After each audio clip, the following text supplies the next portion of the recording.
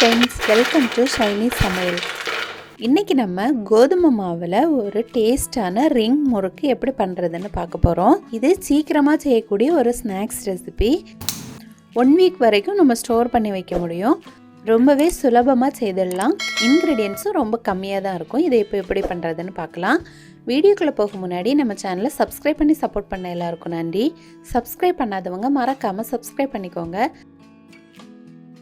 Ring முறுக்கு பண்ணுறதுக்காக நான் 1.5 கப் கோதுமை மாவு எடுத்திருக்கேன். உங்களுக்கு எந்த அளவு தேவையோ நீங்கள் அந்த அளவுக்கு எடுத்துக்கோங்க. அடுத்து 1 கப் அரிசி மாவு எடுத்திருக்கேன். எந்த கப்பில் கோதுமை மாவு எடுக்கிறீங்களோ அதே கப்பில் அரிசி மாவும் எடுத்துக்கோங்க. நான் இந்த கப்பில் தான் கோதுமை மாவு எடுத்தேன். இது நம்ம இடியாப்பத்துக்கெல்லாம் யூஸ் பண்ணுற நார்மல் அரிசி மாவு தான். 1.5 கப் கோதுமை மாவுக்கு 1 கப் அரிசி மாவு கரெக்டாக இருக்கும். அரிசி மாவு வந்து நம்ம மொறுமொறுப்பு தன்மைக்காக தான் சேர்க்குறோம்.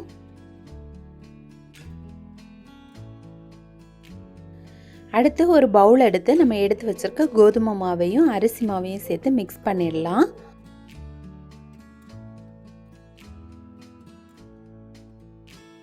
கூடவே இந்த முறுக்குக்கு தேவையான அளவு உப்பு சேர்த்துக்கலாம். இப்போ இதெல்லாம் சேர்த்து நல்லா மிக்ஸ் பண்ணி வச்சிடலாம்.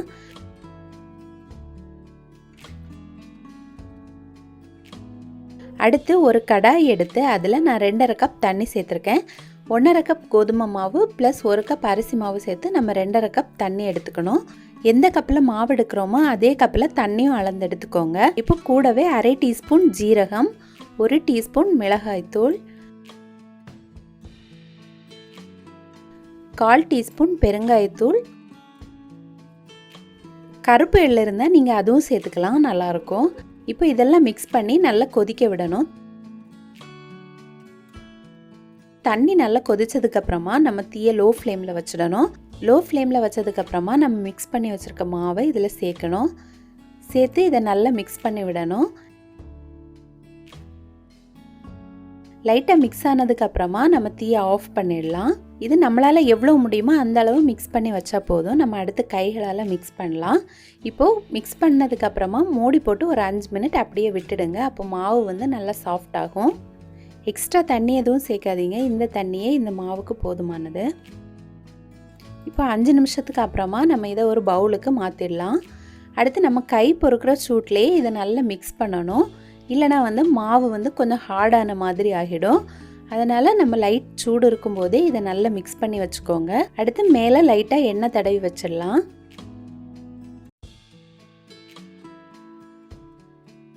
இப்போ நம்ம கொஞ்சமாக மாவு எடுத்து முறுக்கு செய்ய ஆரம்பிச்சிடலாம்.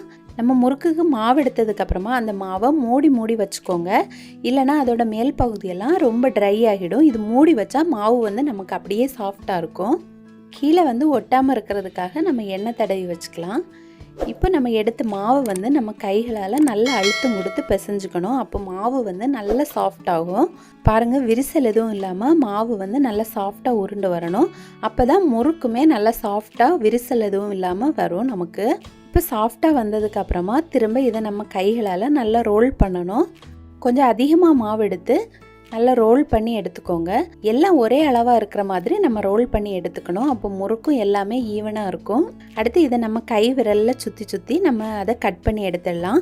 அப்போ வந்து எல்லா முறுக்கும் நமக்கு ஒரே அளவாக இருக்கும். ஒரே விரலில் சுற்றி எடுத்துக்கோங்க. இப்போ நான் விரலில் சுற்றி தனியாக எடுத்து வச்சுட்டேன். அடுத்து நம்ம இந்த ஓரங்களெல்லாம் நல்லா ப்ரெஸ் பண்ணி விடணும். அப்போ தான் அது பிரியாமல் இருக்கும். இப்போ பாருங்கள், இந்த ஓரத்தையும் நல்லா ப்ரெஸ் பண்ணி விட்டுடணும். இதே மாதிரி எல்லா மாவும் நம்ம செய்து வச்சிடலாம். மாவை மட்டும் நல்லா பிசைஞ்சு வச்சுக்கோங்க. அப்போ நம்ம பொரிக்கும் போது அது விரிசல் இல்லாமல் ரொம்ப சூப்பராக வரும். நீங்கள் கொஞ்சம் அதிகமான மாவு எடுத்து அதை உருட்டி ஒரே ஷேப்பில் எடுத்து வச்சிட்டிங்கன்னா ரொம்ப ஈஸியாக இருக்கும். இப்போ எல்லா முறுக்கும் ரெடி பண்ணி வச்சாச்சு. அடுத்து நம்ம பொரிச்சு எடுத்துடலாம். தீயை வந்து லோ ஃப்ளேமில் வச்சு பொரிச்சு எடுத்துக்கோங்க. அப்போ தான் உள்பகுதியிலையும் நல்லா வெந்து கிடைக்கும்.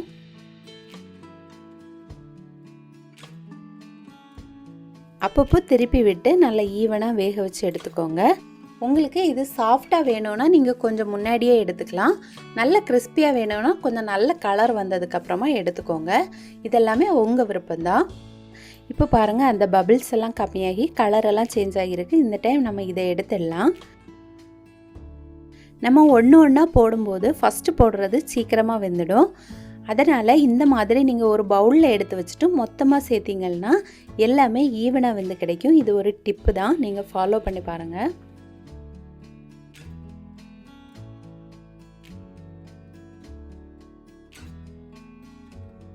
இப்போ நம்ம எல்லாமே பொரிச்சு எடுத்துட்டோம். ரொம்ப சூப்பராக வந்திருக்கு பாருங்கள்.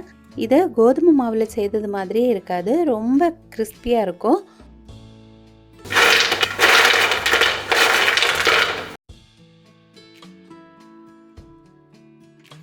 இப்போ பாருங்கள், ரொம்ப கிறிஸ்பியாக சூப்பராக ரெடியாகி இருக்குது. இதை 1 வீக் வரைக்கும் நம்ம ஸ்டோர் பண்ணி வைக்கலாம்.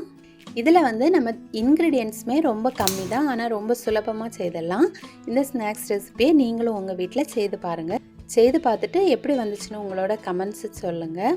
இந்த வீடியோ உங்களுக்கு பிடிச்சிருந்தனா சைனீஸ் சமையலை மறக்காமல் சப்ஸ்கிரைப் பண்ணிக்கோங்க. தேங்க்யூ.